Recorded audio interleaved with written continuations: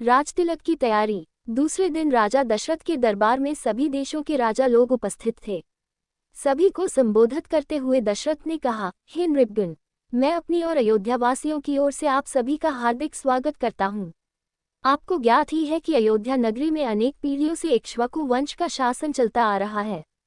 इस परंपरा को निर्वाह करते हुए मैं अब अयोध्या का शासन भार अपने सभी प्रकार से योग्य, वीर, पराक्रमी, मेधावी, धर्मपरायण और नीति निपुण ज्येष्ठ पुत्र राम को सौंपना चाहता हूँ। अपने शासनकाल में मैंने अपनी प्रजा को हर प्रकार से सुखी और संपन्न बनाने का प्रयास किया है। अब मैं वृद्ध हो गया हूँ और इसी कारण से मैं प्रजा के कल्याण के लिए अधिक सक्रिय रूप से कार्य करने में स्वयं को असमर्थ पा रहा हूँ। मुझे विश्वास है कि राम अपने कौशल और बुद्धिमत्ता से प्रजा को मुझसे भी अधिक सुखी रख सकेगा। अपने इस विचार को कार्यान्वित करने के लिए मैंने राज्य के ब्राह्मणों, विद्वानों एवं नीतिज्ञों से अनुमति ले ली है। वे सभी मेरे इस विचार से सहमत हैं और उन्हें विश्वास है कि राम शत्रुओं के आक्रमणों से भी देश की रक्षा करने में सक्षम है। राम में राजत्व के सभी गुण विद्यमान हैं। उनकी दृष्टि में राम अयोध्या का ही नहीं वरन तीनों लोकों का राजा होने की भी योग्यता रखता है। इस राज्य के लिए आप लोगों की सम्मति भी अत्यंत महत्वपूर्ण है। अतः आप लोग इस विषय में अपनी सम्मति प्रदान करें। महाराज दशरथ के इस प्रकार कहने पर वहां पर उपस्थित सभी राजाओं ने प्रसन्नतापूर्वक राम के राजतिलक के लिए अपनी सम्मति दे दी। राजा दशरथ ने कहा, आप लोगों की सम्मति पाकर मैं अत्यंत प्रसन्न हूँ, क्योंकि चैत्र मास जो सब मासों में श्रेष्ठ मधुमास कहलाता है, चल रहा है। कल ही राम के राजतिलक के उत्सव का आयोजन किया जाए। मैं मुनिश्रेष्ठ वशिष्ठ जी से प्रार्थना करता हूँ कि वे राम के राजतिलक की तैयारी का प्रबंध करें।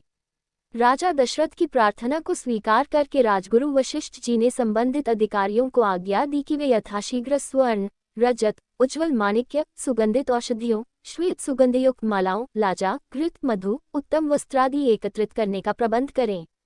चतुरंगिनी सेना को सुसज्जित रहने का आदेश दें।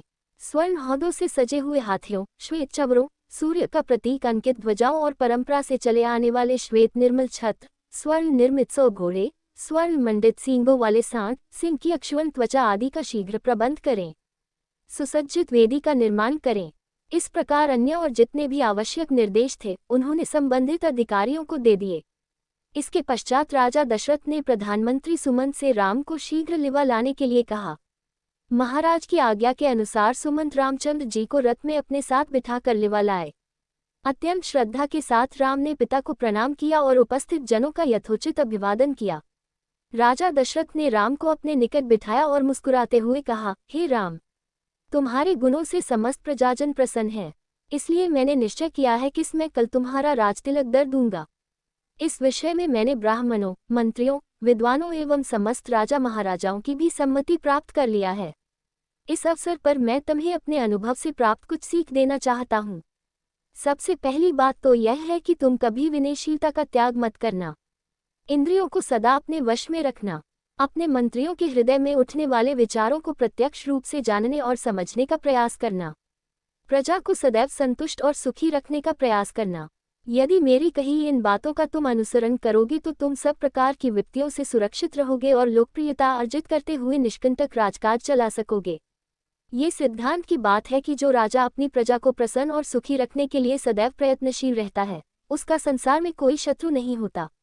यदि कोई व्यक्ति स्वार्थवश उसका अनिष्ट करना भी चाहे तो भी वह अपने उद्देश्य में सफलता नहीं प्राप्त कर सकता, क्योंकि ऐसे राजा को अपनी प्रजा एवं मित्रों का हार्दिक समर्थन प्राप्त होता है। पिता से यह उपयोगी शिक्षा प्राप्त करके राम ने स्वयं को धन्य माना और उन्होंने अपने पिता को आश्वासन दिया कि वे अक्षरशः इन बातों का पालन करेंगे। दास दासियों ने राजा के मुख से राम का राजतिलक करने की बात सुनी तो वे प्रसन्नता से उछलते हुए महारानी कौशल्या के पास जाकर उन्हें ये शुभ संवाद सुनाया, जिसे सुनकर उनका रोम रोम पुलकित हो गया।